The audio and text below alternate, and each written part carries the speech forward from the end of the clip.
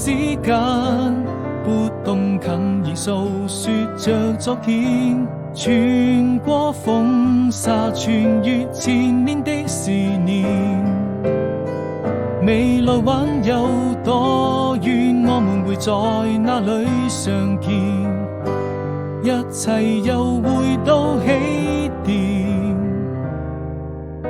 我知道夜和白天已經越來越遠，你會用那些時光停留在這個瞬間，永遠記得你那張純真的笑臉。